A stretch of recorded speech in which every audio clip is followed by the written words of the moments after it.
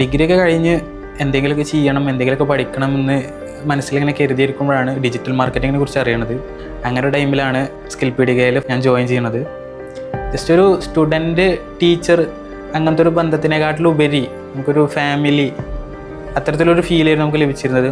ക്ലാസ്സിലാണെങ്കിലും ഇപ്പോൾ പുറത്ത് നമ്മൾ ക്യാമ്പയിൻസ് കാര്യങ്ങൾ എന്തൊക്കെ ചെയ്യുകയാണെങ്കിലും വളരെയധികം സപ്പോർട്ടിലായിരുന്നു ഇതുപോലെയൊക്കെ നമുക്ക് സമീപിച്ചിട്ടിരുന്നത്. എത്രയും പെട്ടെന്ന് കോഴ്സ് കഴിയണം അങ്ങനെ ഒരു ചിന്തയിലാണ് ഞാൻ സ്റ്റാർട്ട് ചെയ്തത്. പക്ഷേ പിന്നെ ക്ലാസ് തുടങ്ങിയേക്കിന് അങ്ങനെ പെട്ടെന്ന് കഴിയണ്ട അങ്ങനത്തെ ഒരു ചിന്തയിലായിരുന്നു.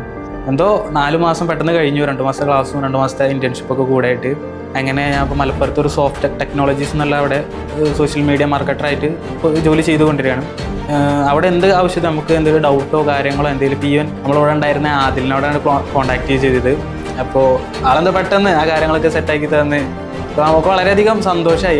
ഈവൻ അത്തരത്തിലുള്ള കാര്യങ്ങൾക്ക് വരെ പോലെ അസിസ്റ്റ് ചെയ്യുന്നുണ്ട്. പക്ഷെ എന്തുകൊണ്ടും ഇവിടെ പഠിച്ചതിൽ വളരെയധികം അഭിമാനം തോന്നുകയാണ്. എത്രയും പെട്ടെന്ന് തന്നെ ക്ലാസ് കഴിഞ്ഞ് അധികം ലാഗൊന്നും വന്നില്ല. അൽഹംദുലില്ലാഹ് നല്ല രീതിയിൽ അവിടെ ജോബ് കയറി വർക്ക് ചെയ്ത് വരികയാണ്.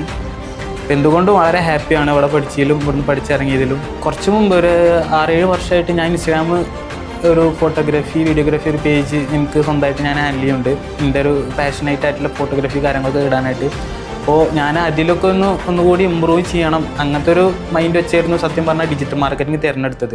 പക്ഷെ ഇവിടെ വന്നതിന് ശേഷമാണ് എനിക്ക് മനസ്സിലായത് ഫോട്ടോഗ്രാഫി വീഡിയോഗ്രാഫി മാത്രമല്ല അതിൽ വേറെ എന്തൊക്കെയോ വരുന്നുണ്ട്. അപ്പോൾ അതും കൂടി ഒന്ന് പഠിച്ച് സെറ്റാക്കണം എന്നുള്ളൊരു മൈൻഡിലായി. പിന്നെ കോഴ്സും കാര്യങ്ങൾ തുടങ്ങിയപ്പോൾ പിന്നെ ഇവിടുത്തെ ക്ലാസ്സിൻ്റെ ഒരു അറ്റ്മോസ്ഫിയർ എന്ന് പറഞ്ഞാൽ ഒരു സാറന്മാരെന്നുള്ളൊരു വൈബല്ല നമുക്ക് കിട്ടിയിരുന്നത്.